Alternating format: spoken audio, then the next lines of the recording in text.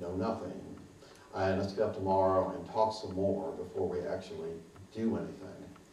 So Socrates, who was a great man, who can deny it, was not a good family man or the best of citizens. Didn't have time, no leisure for that sort of thing. We have to know who we are before we can know what to do.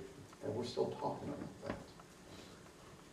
And the reason this kind of education is a little bit perverse today is you hardly have to tell the searcher that the point of life is searching. The searcher already knew that. So another irony is, at a time when students, more than ever, long for moral guidance that could possibly be provided by their teachers, professors no longer think they have what it takes to provide it. Today's professors proclaim a principled indifference to the character of students' souls. They don't think it's the job of specialized scholars who come up with studies that show stuff. It's not the job of specialized scholars to take the place of parents. What scholars know is too narrow, too provisional, too impersonal to guide the lives of whole young people. So our professors used to be stuck with moral impotence.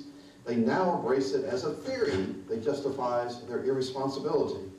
So students more than ever are free to choose in all areas of their lives in college. They have almost limitless freedom to choose what to study, and hardly anything moral or intellectual is required of them. What few requirements that are imposed on students are so broad and flexible as to point them in no particular direction at all. In the name of autonomy and diversity, little goes on in college to give students any guidance concerning who they are or what to choose. Students, in fact, are often taught that what they do is completely voluntary and utterly meaningless. They are all even taught that the freedom to choose is both close to unlimited and completely unreal. The human person has no real existence in the wholly impersonal nature described by our scientists. Students learn from the neuroscientists that the soul must always be put in quotes, the soul, because it doesn't correspond to any material or chemical reality. And from the biologists, they learn that what particular individuals, particular members of species do is insignificant because it makes no real difference to the flourishing of the species. But despite the best efforts of talented professors, students never really buy the fact that the I, the reality of the person each of us sees in the mirror, doesn't exist. They really can't reduce what they think they know about themselves as particular beings with particular names and particular personal destinies into merely useful illusions. So the main effect of higher education is to show each of these I's, each of these particular persons, how really alone in a hostile environment he or she is. There's no better way to convince someone of his or her utter isolation than to tell him or her that you, meaning your personal experiences, don't really exist, although it's okay if you pretend they do. So despite all the therapeutic efforts to build inclusive and diverse communities, and colleges are all about now building inclusive and diverse communities, our colleges in reality are usually very lonely places. Because our highest educators believe they have no authority to rule the young, they've allowed our campuses in many respects to revert to a kind of state of nature. Not the kind and gentle state of nature Locke gives us, but the mean state of nature Hobbes gives us. Our colleges now are something like the war of all against all for the scarce resource of personal significance or dignity.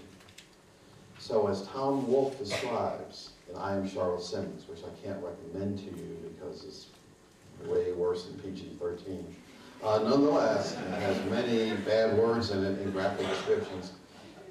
Nonetheless, maybe you should read it. In this book, the strong and the beautiful look up. The weak and the ugly are condemned to sexile. The clever use their cunning to master the fraudulent arts of networking and team building, to become trendy, marketable intellectuals. And the timid and the decent are shown the vanity of their slavish moral illusions. Meanwhile, administrators look on with politically correct, non-judgmental cluelessness about how their officially egalitarian and inclusive doctrine has liberated their charges for ruthless competition with necessarily inegalitarian results. So things are officially more egalitarian than ever, unofficially less egalitarian than ever. And that's the truth. So, having exaggerated a bit, the truth is our colleges don't really deny the reality of personal freedom except in natural science classes and the occasional philosophy class. And natural scientists never rule because, you know, you can have a philosopher king, a nerd king, it's much more like except in the movie. So what the natural scientists teach doesn't make any difference to the college as a whole, although it's real and I recommend it. The real majors in college are the technical majors, and their standard is productivity. So how many of y'all noticed, I'm not sure about BYU, and most colleges and studies really do show this, an overwhelming majority of students major, this number's getting bigger every day, major in technical stuff, that's applied science.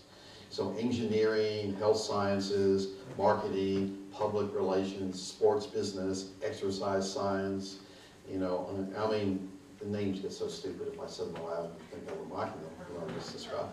So most students have techno majors, applied scientific majors, and the theory there is our freedom is really in our productivity or power. There is nothing else but productivity and power. Everything else that goes on in college is baloney. This is the official doctrine of social science, actually. Facts are real, facts can be measured, facts can be quantified. Everything else is values, just random emotions, who cares about that? So the techno majors are dominant, the real majors, the tough majors. I'm not saying techno majors are fake because power is real. But then you have the fake majors, the more fake majors, and those majors are dominated by freedom understood as autonomy or personal freedom, self-definition. I am my own person, pro-choice. And the autonomy majors are the soft social sciences, such as sociology, women's studies, and anything else ending in studies, and the humanities, which are so incredibly unscientific and unreal now. So you have these two standards of productivity and autonomy. And the sophisticated American student and recent college graduate